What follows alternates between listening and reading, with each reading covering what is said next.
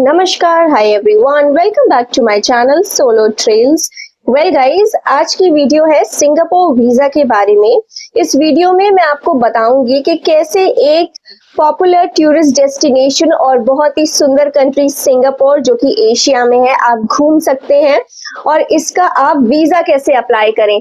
तो इस वीडियो में गाइस मैं आपको बताऊंगी वीजा कैसे अप्लाई करना है, क्या क्या डॉक्यूमेंट जरूरी हैं, पूरी कंप्लीट लिस्ट दूंगी इस डॉक्यूमेंट्स रिक्वायर्ड की, साथ ही साथ वीजा कॉस्ट भी बताऊंगी। सो बने रहिए मेरे साथ इस वीडियो के एंड तक। और अगर आपने मेरा चैनल अभी तक सब्सक्राइब नहीं किया है then what are you waiting for? Subscribe my channel now.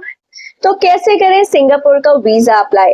Well guys, Singapore का वीजा अप्लाई आप खुद से नहीं कर सकते, आपको एजेंट के थ्रू ही कराना पड़ता है, या थर्ड पार्टी प्रोवाइडर्स, आजकल ऑनलाइन कंपनीज भी आ गई हैं, या अगर आपको मेरे से कंसल्टेंसी चाहिए और मेरे से आपको मेरे थ्रू वीजा एजेंसी चाहिए तो आप मुझे भी कांटेक्ट कर सकते हैं। And with bare minimum cost I can help you out. और you can email me on solotrails@arushi@gmail.com।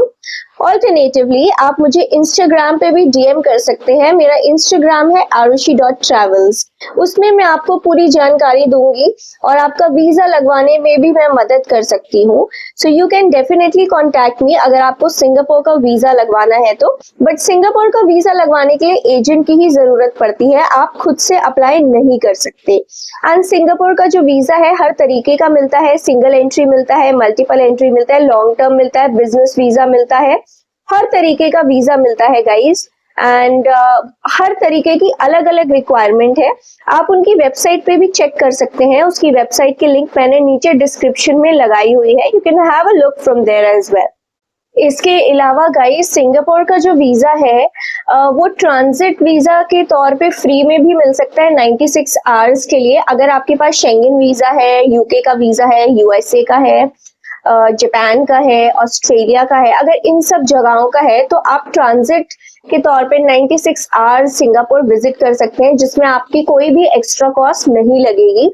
इसकी जानकारी मैंने अपने प्रीवियस वीडियोस में भी दी थी, साथ ही साथ आपको वेबसाइट से भी मिल जाएगी, उनकी एम्बेसी की वेबसाइट से भी मिल जाएगी। तो चलिए अब बात करते हैं कि क्या क्या डॉक्यूमेंट जरूरी है सिंगापुर के वीजा के लिए। सबसे पहला डॉक्यूमेंट है पासपोर्ट।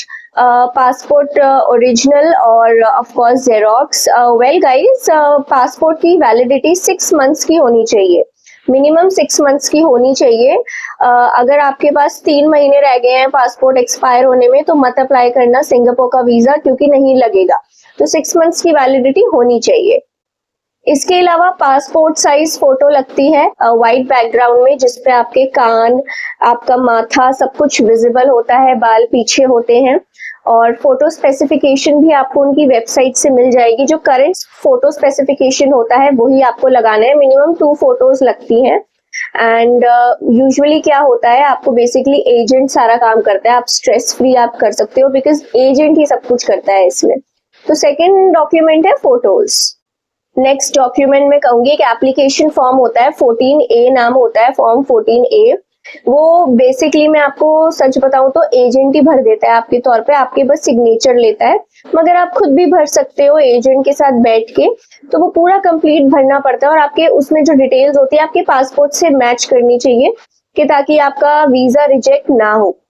इसके अलावा कंफर्म्ड फ्लाइट बुकिंग, आने जाने की फ्लाइट बुकिंग, और आपकी होटल रिजर्वेशन।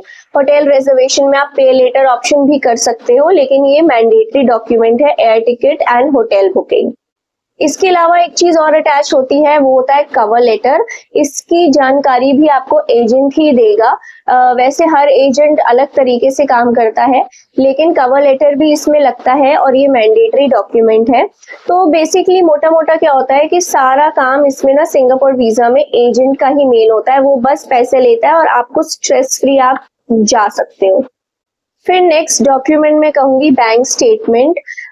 तो गाइस 6 महीने की बैंक स्टेटमेंट लगती है, और चाहे आपका करंट अकाउंट हो, मान लो आप प्रोपराइटर हो तो आपका करंट अकाउंट का भी बैंक स्टेटमेंट लगेगा, तो सेविंग्स का भी लगेगा और करंट अकाउंट का भी बैंक स्टेटमेंट लगेगा। तो अब अगर मैं कहूँ कि कितना बैंक बैलेंस होना चाहिए, तो एक जने के लिए मिनिमम 1 लाख रुपए होने चाहिए अकाउंट में। ये शेंगन वीजा की तरह इसमें बहुत ज्यादा नहीं लगता बैंक स्टेटमेंट का बैंक बैलेंस, लेकिन करीब 1 लाख तक तो आपके अकाउंट में होने चाहिए अगर आपको मान लो 5 दिन के करीब 4-5 दिन के करीब सिंगापुर जाना है घूमने।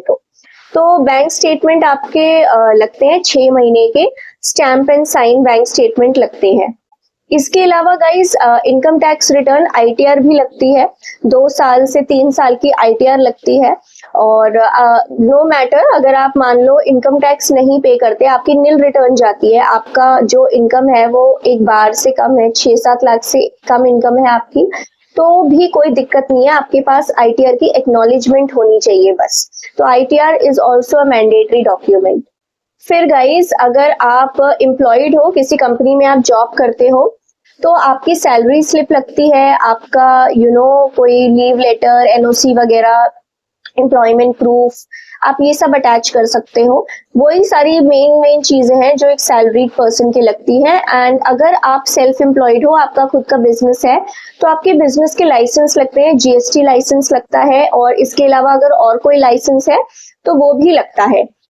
इसके अलावा गाइज और भी कोई सपोर्टिंग डॉक्यूमेंट्स हो सकते हैं, वो आपके केस के हिसाब से एजेंट आपको क्लियरली बताएगा।